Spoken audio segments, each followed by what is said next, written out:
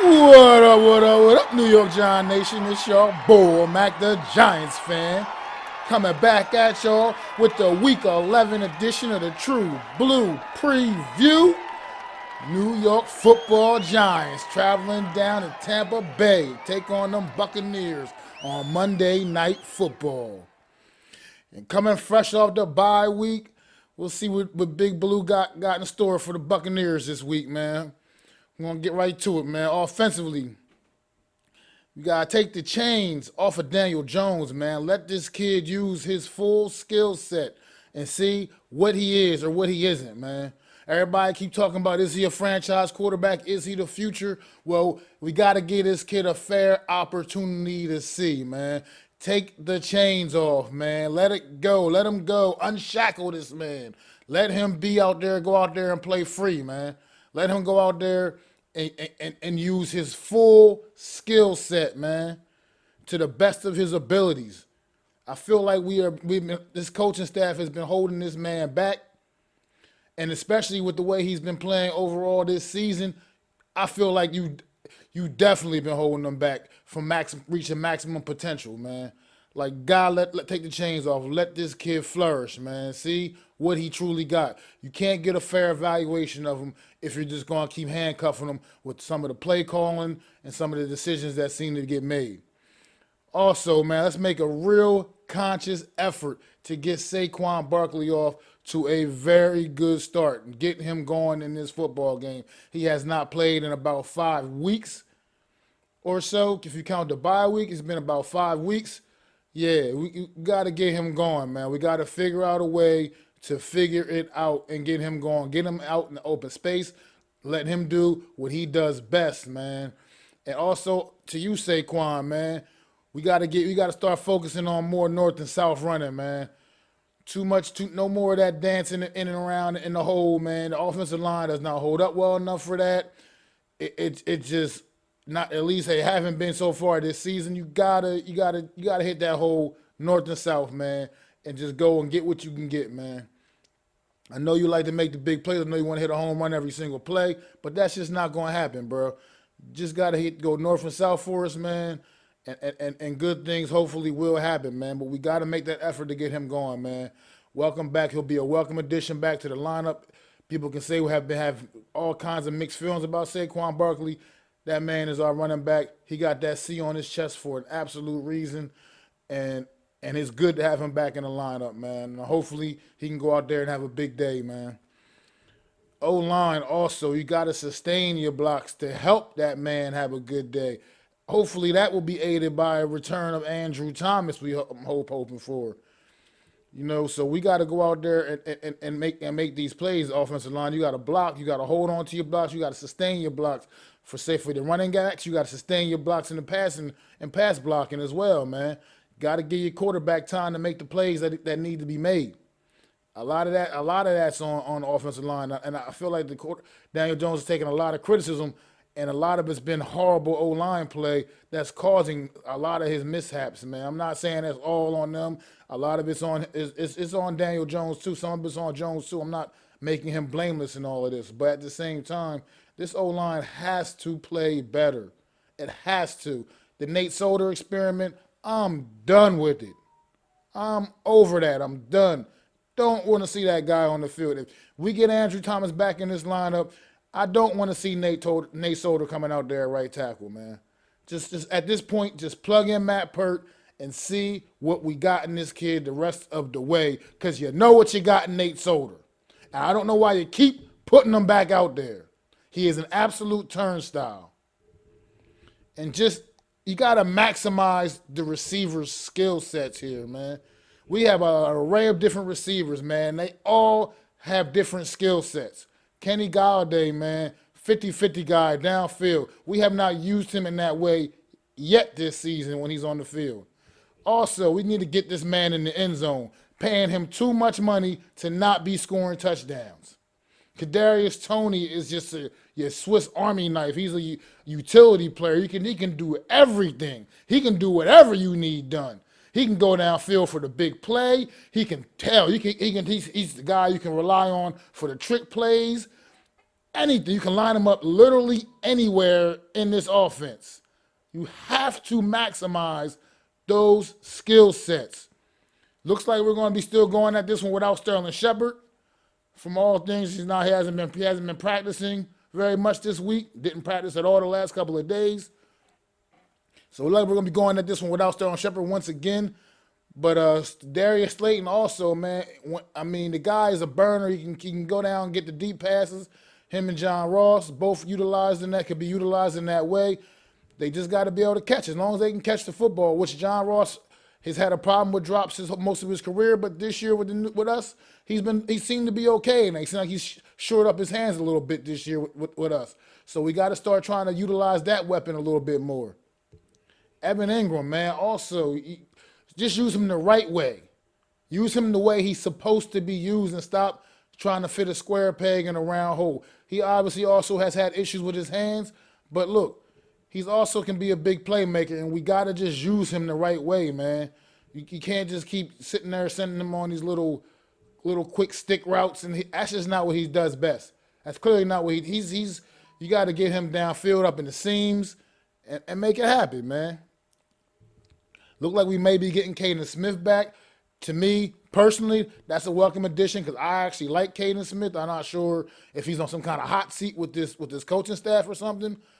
I feel like when he is healthy and playing, he doesn't seem to get the attention he should be getting. He usually is a pretty reliable second tight end for us. I mean, I know Kyle Rudolph is technically that for us right now, but at the same time, Kyle Rudolph has been very up and down this season. He never really has seemed to be in sync with this offense, and I just rather move forward with Caden Smith at this point. Now on to the defensive side of the football, man. I'm going to say that magic word again because you know who we playing against. We're playing against Tom Terrific, man, TB12. So pass rush, pass rush, pass rush. Absolutely, absolutely important, man, in this game. Got to get it going, and we got to figure out a way to get that going without having to blitz so much, man, because we know what Tom Brady will do against the blitz if that blitz is not getting home, man. So we got to figure it out, a way to get to Tom Brady. You got to rattle him up. You know how Tom Brady is when he's getting hit. He is not the same guy. He is not the same guy when you're putting hands on him. You know what I mean? So you just got to get in his face. Got to get him to the ground, get him to the turf, and force the errors. Tom Brady's been making some uncharacteristic errors as of late in this season, especially the last few games. We got to continue that trend. We got to keep forcing him to make errors, man. And just flat out stay disciplined, defense. You can't give the Buccaneers. You can't give the Buccaneers anything, man. Especially with TB12 at the helm.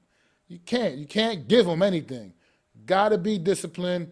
You got to stay, you know what I mean, stay in your, maintain containment, you know what I mean, stay disciplined in coverage. Can't give Tom Brady and his Bucs offense anything. They appear to look like they are going to be getting Rob Gronkowski back. Still not really fully sure about the status of Chris Godwin, but we know what Mike Evans is. Looks like Antonio Brown may be making an appearance again this week. Those guys are legit the receivers, and they got a couple other tight ends as well. O.J. Howard, Cameron, but you can't sleep on them cats, man. So they got just an array of weapons on the offense. Can't sleep on Leonard Fournette. Ronald Jones can be a home run hitter as long as he's holding on to the football. You know, you just can't take these guys for granted, man. Can't take them for granted. I mean, they got with Gio Bernard out there making plays too, man. They just got playmakers all over the place, man. So you got to stay disciplined against this offense, against this Buccaneer offense, and continue the progression that you made defensively over the last few weeks. Just don't let hope this bye week didn't slow down that momentum that this defense was building up. Full steam ahead. Keep it going, defense. You have risen to the occasion. So just keep it going. And take the game out the refs' hands, man. Don't leave it up to them, man. You don't want don't leave it up to them. You make the plays that need to be made. Don't get any stupid taunting penalties. Try to avoid the pass interferences and things of that nature. Just keep the refs uninvolved, man. Keep them out of the game. We decide the outcome of this game, not the referees. Other things I'll be looking for in this game is what impact will Saquon Barkley and Andrew Thomas have coming back for the first time in quite some time. It's been some time for both of these gentlemen. I feel like it's been, like I said, about 5 weeks for Saquon, and it's probably been about a month, about a good solid month for Andrew Thomas as well. So what impact will they be able to have? I feel like, personally, Daniel Jones is a much better quarterback with both of those guys in the lineup. He's not looking over his shoulder so much. He's not worried about his blind side, about getting killed from the blind side when Andrew Thomas is out there. He just seems to be a much more confident quarterback in the pocket when Andrew Thomas is out there. And when Saquon Barkley's out there the same way, he just has some kind of extra confidence because he knows he has a legit stud playmaker out there that can make it happen as long as he can get the time to get the ball in his hands. This offense needs to get out of its own way as well, man. Will we see that happen, man, just in general? Because I feel like this offense is constantly always tripping over itself, man. You'll drive the ball downfield, you'll start making the crazy mistakes, and we'll start going backwards. Next thing you know, we're out of field goal range even. Can this offense stay out of its own way? And also, in the red zone, we got to turn red zone possessions into touchdowns. It has to happen. To me, as well as Daniel Jones has been playing on the year, the one number that's going to stick out like a sore thumb is he has 8 touchdown passes on the year, I believe. That's got to increase. Got to get better there, man.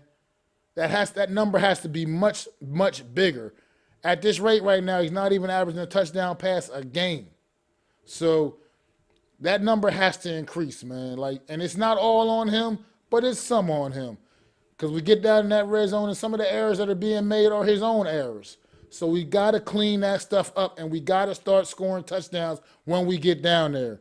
And can this defense continue to ascend? Just continue to ascend to newer heights, man. Keep playing at that level you've been playing at, and good things will continue to happen to this football team. With all that being said, I got to pick a score here, man. And unfortunately, the Bucs coming off an ugly loss a week ago against Washington. Us coming off a bye, our history in prime time as of late. Daniel Jones' history in prime time. I'm going to go with the Bucs on this one, man, 27-23. But hopefully, my New York Football Giants can prove me wrong like they have a few times this season. Because I feel like none of the games we won, I didn't pick us to win any of the games that we won. Excuse me, I'm lying. I picked us to win that Raiders game a couple weeks ago. I did, absolutely. But our other 2 victories, I did not pick us to win those games. So hopefully this New York Giants team can prove me wrong. Once again. Before I get up out of here on a different note, man, I want to send a shout out to my boy Speed. He's not only my homie, he's my barber. And y'all see this fly gear I got on right here? This fly hat, fly hoodie, man. This is from his clothing line, Stop Lunching Apparel. Y'all can check him out on Facebook, Stop Lunching Apparel LLC. It's my boy Speed's clothing line. Like I said, he's my barber also. So he not only got the clothing line, he always also cutting their hair, keeping brothers out here on these streets fly. So you know what I mean? Definitely stop by, check him out. He's a real thorough brother, man. Definitely a good homie, man. Definitely would appreciate anybody that can show some support to this man. He got all kinds of gear on there, hoodies, T-shirts, you know what I mean, hats. Got stuff for the ladies. You know what I mean? He doing the fly. He got jackets. Yo, check my boy Speed out, man. And also, don't forget, live after the game, check my True Blue Aftermath live on YouTube. It's your boy Mac the Giants fan. Peace! I'd like to thank you all for listening.